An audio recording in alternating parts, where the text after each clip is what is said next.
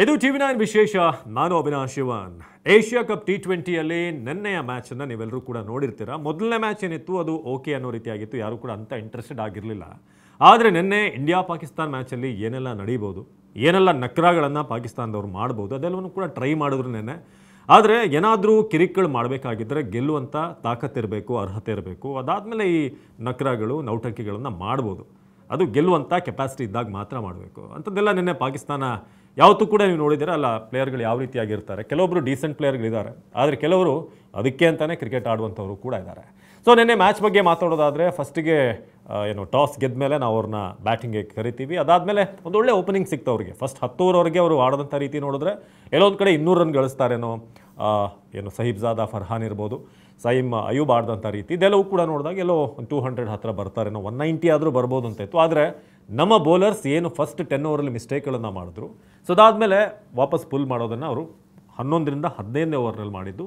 ಮತ್ತೆ ಅವರ ಸ್ಕೋರ್ ಕಡಿಮೆ ಆಗೋಕ್ಕೆ ಶುರುವಾಯಿತು. 120+ ರನ್ನನ್ನು ನಮಗೆ ಟಾರ್ಗೆಟ್ ಆಗಿ ಕೊಡ್ತಾರೆ. ಸೊ ಅದಾದಮೇಲೆ ನಮ್ಮ ಬ್ಯಾಟಿಂಗ್ ಸ್ಟಾರ್ಟ್ ಆಗುತ್ತೆ. ಬಟ್ ಒಂದು ಕನ್ಸರ್ನ್ ನನಗೇನು ಅಂತಂದರೆ, ನಿನ್ನೆ ನಮ್ಮ ಫೀಲ್ಡಿಂಗ್ ಯಾವುದೇ ಒಂದು ಕ್ರಿಕೆಟ್ ಇಂಟರ್ನ್ಯಾಷನಲ್ ಕ್ರಿಕೆಟ್ ಸ್ಟ್ಯಾಂಡರ್ಡಲ್ಲಿ ನೋಡಿದ್ರೂ ಕೂಡ ನಿನ್ನೆ ನಮ್ಮ ಕ್ಯಾಚಿಂಗ್ ಭಾಳ ಕೆಟ್ಟದಾಗಿತ್ತು. ಅಭಿಷೇಕ್ ಶರ್ಮಾ ಒಂದು ಈಸಿ ಕ್ಯಾಚ್, ಅದು ಒಂದು ಸಿಟ್ಟರ್ ಕ್ಯಾಚ್ ಬಿಟ್ಟರು. ಹಾಗೆ ಕುಲ್ದೀಪ್ ಯಾದವ್ ಕೂಡ ಕೈಗೆ ಬಂದಿರುವಂಥ ಕ್ಯಾಚ್ ಅದು, ಅದನ್ನು ಡ್ರಾಪ್ ಮಾಡ್ತಾರೆ.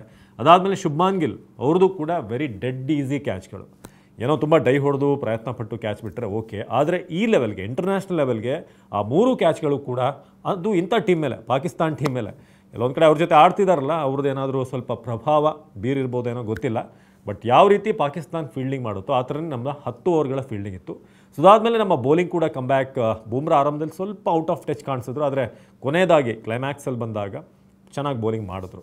ಸೊ ಹೀಗೆ ನಮ್ಮ ಫೀಲ್ಡಿಂಗ್ ನೆನ್ನೆ ಅಷ್ಟು ಇಷ್ಟ ಆಗಲಿಲ್ಲ. ಬಟ್ ಓಕೆ, ಮ್ಯಾಚ್ ಆದಮೇಲೆ ಅದೆಲ್ಲ ಆಗುತ್ತೆ. ಬಟ್ ಪಾಕಿಸ್ತಾನದಂಥ ಎದುರಾಳಿ ಮೇಲೆ ಅದನ್ನು ಮಾಡೋದು ಕಡಿಮೆ ಮಾಡಬೇಕಾಗುತ್ತೆ ಮುಂದಿನ ಮ್ಯಾಚ್ಗಳಲ್ಲಿ.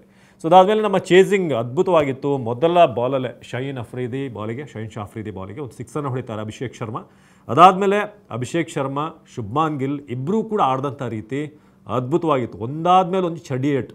ಹೇಗೆ ಪಾಕಿಸ್ತಾನ ಮೇಲೆ ನಾವು ಒಂದು ಅಟ್ಯಾಕಿಂಗ್ ಅಪ್ರೋಚ್ ಇರಬೇಕು ಅಂತ ನಾವು ಹೇಳ್ತೀವಲ್ಲ, ಅದನ್ನು ನಿನ್ನೆ ಅಭಿಷೇಕ್ ಶರ್ಮಾ, ಗಿಲ್ ಇಬ್ಬರು ಕೂಡ ತೋರಿಸಿದ್ರು.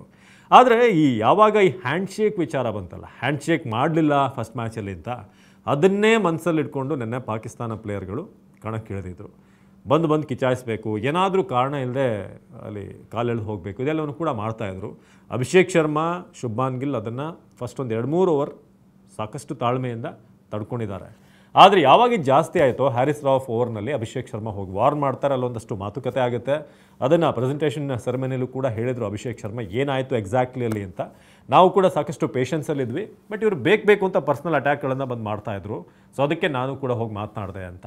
ಸೊ ಅದಾದಮೇಲೆ ಇಲ್ಲಿ ನಿನ್ನೆ ಭಾಳ ಚರ್ಚೆ ಆದಂಥ ವಿಚಾರ ಅಂತಂದರೆ, ಆ ಓಪನರ್ ಫರ್ಹಾನ್ ಸಹೀಬ್ಜಾದ, ಇವನು 50 ಹೊಡೆದ ಮೇಲೆ ಅದೊಂದು ಗನ್ನಿ ಹತ್ರ ಹಿಡಿದು ಫೈರ್ ಮಾಡಿದಾಗೆಲ್ಲ ಸೆಲೆಬ್ರೇಷನ್ ಮಾಡ್ತಾನೆ. ಸೊ ಅದಾದಮೇಲೆ ಕೊನೆದಾಗ ಔಟ್ ಆದಾಗ ಕೈಯಲ್ಲಿ ಬ್ಯಾಟೇ ಇರಲ್ಲ, ಬ್ಯಾಟೇ ಜಾರ್ಕೊಂಡು ಹೋಗಿರುತ್ತೆ. ನೆಟ್ಟಿಗೆ ಬ್ಯಾಟ್ ಹಿಡಿಯೋಕ್ಕೆ ಬರಲಿಲ್ಲ ಅಂತಂದರೆ ಇಂಥ ಸೆಲೆಬ್ರೇಷನ್ಗಳು ಯಾಕೆ ಬೇಕು ಅನ್ನೋದೀಗ ಸದ್ಯಕ್ಕೆ ಕ್ರಿಕೆಟ್ ಪ್ರೇಮಿಗಳು ಕೇಳ್ತಿರುವಂಥ ಪ್ರಶ್ನೆ. ಸೊ ಇದೆಲ್ಲ ಆದಮೇಲೆ ಮ್ಯಾಚ್ ಎಲ್ಲ ಆರಾಮಾಗಿ ವಿನ್ ಆದ್ವಿ. ಸ್ವಲ್ಪ ನಮ್ಮದು ಮಿಡ್ಲ್ ಆರ್ಡರ್ ಸಂಜು ಸ್ಯಾಮ್ಸನ್ ಇರ್ಬೋದು, ಸೂರ್ಯಕುಮಾರ್ ಯಾದವ್ ವಿಕೆಟ್ಗಳು ಹೋದು. ಬಟ್ ತಿಲಕ್ ವರ್ಮಾ, ಹಾರ್ದಿಕ್ ಪಾಂಡ್ಯ ಕೊನೆಯದಾಗಿ ಯಾವುದೇ ರಿಸ್ಕ್ ಇಲ್ಲದೆ ಮ್ಯಾಚ್ ಗೆಲ್ಲೋ ಹಾಗೆ ಮಾಡಿದ್ರು. ಆದರೆ ಮ್ಯಾಚ್ ಆದಮೇಲೆ ಸೂರ್ಯಕುಮಾರ್ ಯಾದವ್ ಅದ್ಭುತವಾಗಿ ಪ್ರೆಸ್ ಕಾನ್ಫರೆನ್ಸಲ್ಲಿ ಅವ್ರಿಗೊಂದು ಪ್ರಶ್ನೆಯನ್ನು ಕೇಳ್ತಾರೆ. ಇಂಡಿಯಾ ಪಾಕಿಸ್ತಾನ್ ರೈವಲ್ರಿ ಬಗ್ಗೆ ನೀವೇನು ಹೇಳ್ತೀರಾ? ಲಾಸ್ಟ್ ಮ್ಯಾಚಿಗೆ ಕಂಪೇರ್ ಮಾಡಿದ್ರೆ ಒಳ್ಳೆ ಫೈಟನ್ನು ಕೊಟ್ರ ಪಾಕಿಸ್ತಾನದವರು ಅಂತ. ಆಗ ಸೂರ್ಯಕುಮಾರ್ ನಗ್ನಗ್ತಾನೆ ಒಂದು ಉತ್ತರ ಕೊಟ್ಟರು. ನೀವು ಇಂಡಿಯಾ ಪಾಕಿಸ್ತಾನ್ ರೈವಲ್ರಿ ಅನ್ನೋ ಮಾತನ್ನು, ಆ ಪ್ರಶ್ನೆಯನ್ನು ದಯವಿಟ್ಟು ಇನ್ಮೇಲೆ ಬಂದ್ ಮಾಡಿಬಿಡಿ. ರೈವಲ್ರಿ ಅನ್ನೋದು ಯಾವಾಗ ಆಗುತ್ತೆ? 2 ಟೀಮ್ಗಳು ಒಂದು 15 ಮ್ಯಾಚ್ ಆಡಿದಾಗ ಒಂದು ಟೀಮ್ 8 ಗೆಲ್ತು, ಇನ್ನೊಂದು ಟೀಮ್ 7 ಗೆಲ್ತು ಅಂದಾಗ ರೈವಲ್ರಿ ಆಗುತ್ತೆ.